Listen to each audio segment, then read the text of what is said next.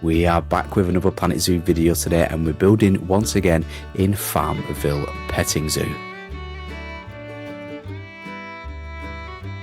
We're going to be putting together and building a small little habitat for a very cute little animal.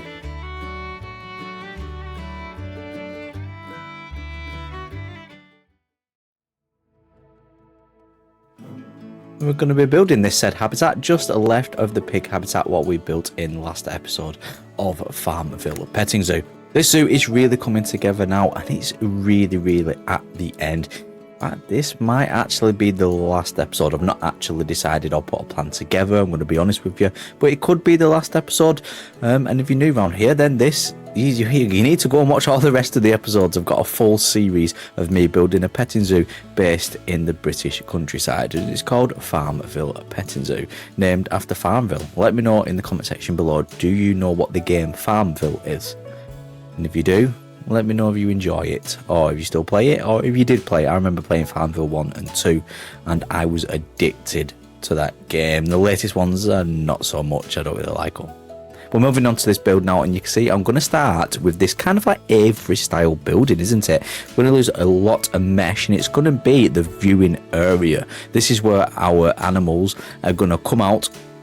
We are building for the Tortoise, by the way, and the Tortoises are going to be able to come out, and I guess they're going to get an amazing view of them. Now, again, this habitat is quite simple but effective. We're going to keep it high detailed. It's going to be quite a small habitat, as they all are in a petting zoo. That's what you would expect in a petting zoo, unless you're talking about like a big field for horses or donkeys and stuff like that. But we've already got that at the back of the zoo itself. So I wanted a small habitat, but I still wanted to keep it high detailed and make sure everything is looking good and keeping in the same theme as well. So we keep the same coloured wood and stuff like that, what we've got throughout of this petting zoo. What I'm trying to do here is trying to create a 2-meter gap between the actual path and the habitats. And the reason I'm doing this is because you would find this in real life. It's just adding to realism, and it looks pretty as well, because in the 2-meter gap we're going to put some mulch, we're going to put some lovely flowers, little flower beds in, and it's going to just kind of separate the guest from the actual enclosure, so it gives the impression that our guests can't go putting their hands, especially the kiddies, go putting their hands through the fence and, you know, touching the tortoise or bothering them and causing any damage or causing any upset to our animals, because we definitely do not want that.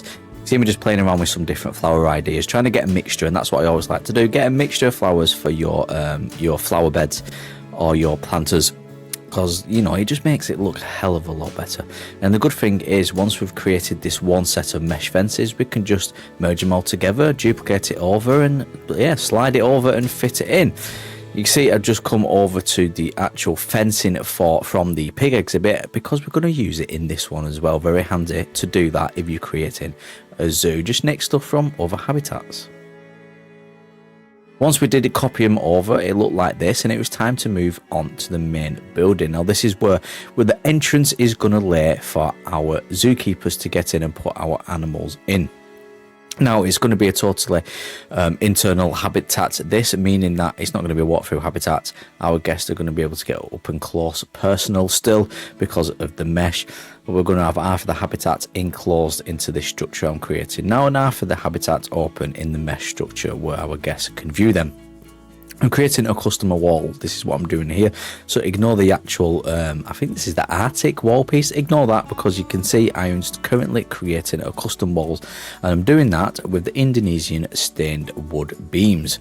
Really like this beam when you're going through authentic look, because it is stained, so it looks like it's been painted and the paint is wearing off. And I'm just trying to create a custom wall and come up with some kind of idea. You can see I've added the stone at the top, I've added a little trim around the stone, and now I'm creating an actual wood effect, which is going to be the main part. And this is the hard shelter for the animal as well, so not only am I going to put the habitat gate in here where our zookeepers can drop off the animals and check on the animals and feed the animals, but also this is going to be the hard shelter for the animals as well, to get a little bit more privacy. So yeah, half open, half closed kind of habitat, very small. It can only probably maximum maybe 4 tortoises. It's probably pushing it with 3, to be honest. So if I get to a male and female in there, and then they have a baby. I'm going to really have to monitor the space that they've got. I might even have to extend it, but a tortoise in real life, when you go to a zoo, they don't have a big habitat. It is quite a small habitat like this, especially in a petting zoo, from my experience anyway.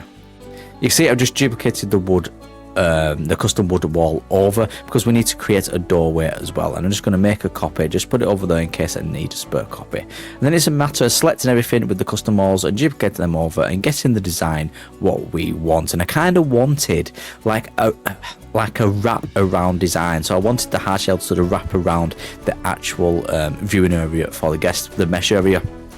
And I just did that a little bit.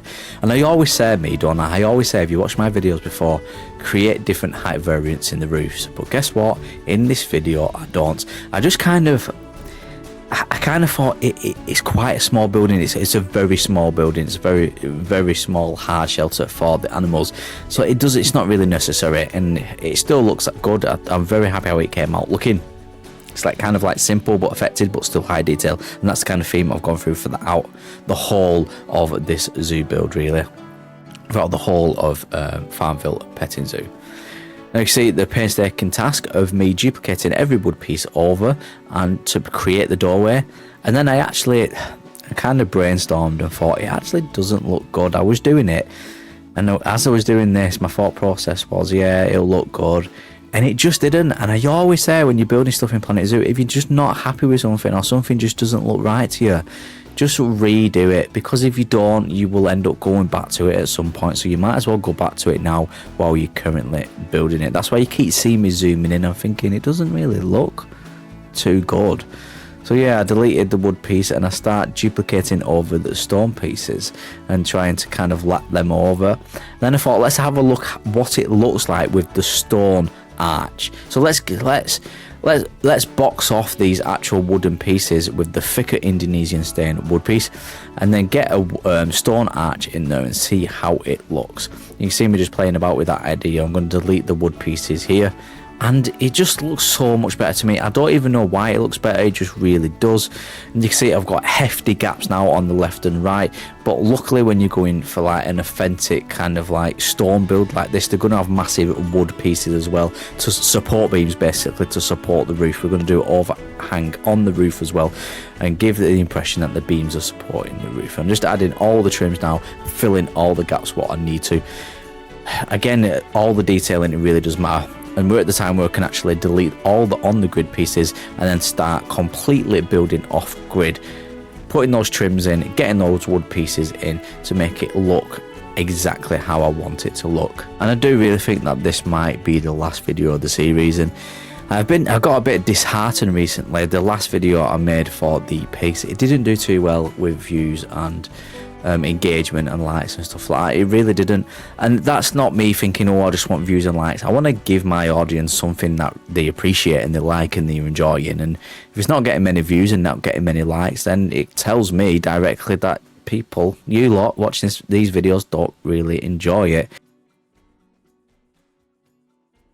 After I put the floor in and the roof on, which I will show in a second, I just made this kind of like little entranceway. I don't know why, it's not even effective, it doesn't work, it's not functional.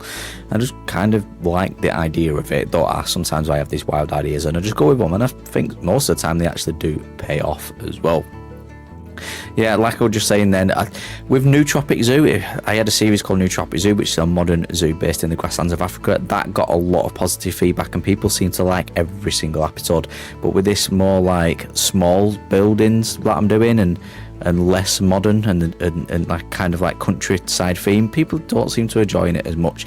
So I might go back to the way I like building as well, with a more modern abstract build, crazy builds. I might go back to that way, so stay tuned for them videos as well. I've got many other videos and many other ideas in the works as well, don't you worry.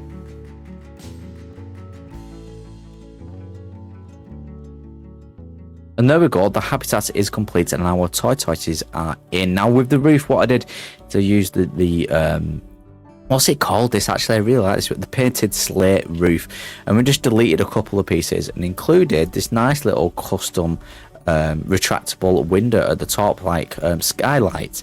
Obviously the habitat gate is in, we just put it in there. We kept it as it is as well, and I think it suits it really well. We've got decals on the wall here as well, as you can see, to make it a little bit more rustic and a little bit more realistic, what you would see in real life.